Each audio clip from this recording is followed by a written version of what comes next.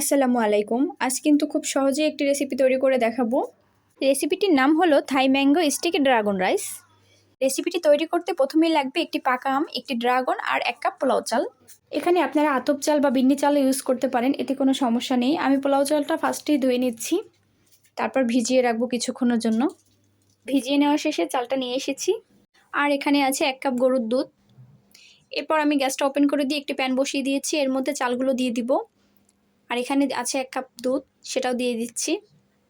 1 cup চালের জন্য কিন্তু 2 কাপ পানি দরকার, তো 1 কাপ দুধ দিয়েছি আর 1 কাপ পানি দিয়ে দিব। এরপর ভালোভাবে মিক্স করে জাল দেওয়া শুরু করে দিব। 3 থেকে 4 মিনিট পরে এর মধ্যে দিয়ে দিব ড্রাগন।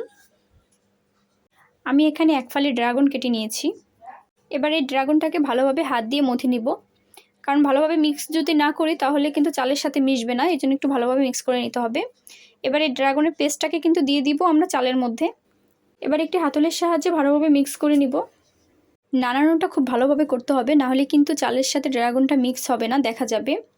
আমি এখানে হাই হিটে সর্বোচ্চ 5 মিনিট জাল করে নিব। এর মধ্যে কিন্তু চালটা প্রায় হয়ে আসবে। চালটা হয়ে আসলেই এর মধ্যে দিয়ে দিব কিশমিশ। আমি এখানে কটা কিশমিশ দিয়ে দিলাম। আর দিয়ে দিব 1 টেবিল চা চামচ পরিমাণ ড্যানিশ। আসলে কিশমিশ আর ড্যানিশটা দিলেই ফ্লেভারটা অনেক ভালো আসে ড্রাগন রাইসের। এ পর্যায়ে কিন্তু আমাদের ঢেকে দিতে হবে, তাহলে চালটা পুরোপুরি ফুটে উঠবে। ঢাকনাটা একটি পিন পয়েন্টের সাহায্যে অফ করে দিলাম। আমি এখানে 2 কাপ পরিমাণ দুধ নিয়ে নিয়েছি। এর মধ্যে দিয়ে দিব 2 টেবিল চা চামচ পরিমাণ কর্নফ্লাওয়ার, 1 টেবিল চা চামচ পরিমাণ ড্যানিশ। এই দুইটি উপকরণ মিক্স করে চুলায় জাল দিয়ে দিব। যখন জালে রেখে দেখব আস্তে আস্তে ঘন হয়ে আসবে, তখন কিন্তু নামিয়ে ফেলবো। তবে বারবার কিন্তু নেড়ে দিতে হবে, নাহলে কিন্তু লেগে যাবে। আর এখানে আছে আম, সেই আমটাকে আমি ছিলে নিয়েছি। এবার ছোটো ছোটো টুকরো করে নিব। আপনারা যেভাবে ইচ্ছা টুকরো করতে পারেন, আমি আমার পছন্দ মতন করে নিচ্ছি। আমটা কিন্তু বেশ পাকা আর রসালো ছিল, এই বিষয়টা আমার কাছে খুবই ভালো লেগেছে। আম মিষ্টি না হলে আমার কাছে অতটা ভালো লাগে না। আপনারাও একদম পাকা আম নেওয়ার চেষ্টা করবেন। তো এখানে আমি একটি প্লেট নিয়ে নিয়েছি। এর মধ্যে কিন্তু আমাদের ড্রাগন রাইসটা কমপ্লিট। তো এটা আমি প্লেটের মধ্যে সার্ভ করে নিলাম। তো সার্ভ করার শেষে আমি আস্তে আস্তে সব উপকরণগুলো দিয়ে দিব। এখানে ম্যাঙ্গোগুলোও দিয়ে দিয়েছি।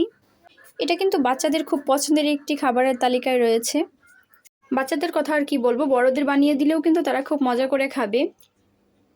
তো এখানে ড্রাগন রাইসের উপরে মিল্কটা দিয়ে আমি ভেজিয়ে দিচ্ছি, এতে করে কিন্তু রাইসটা আরও খুব ইয়াম্মি লাগবে, কারণ নরম হয়ে যাবে মিল্কের জন্য রাইসটা।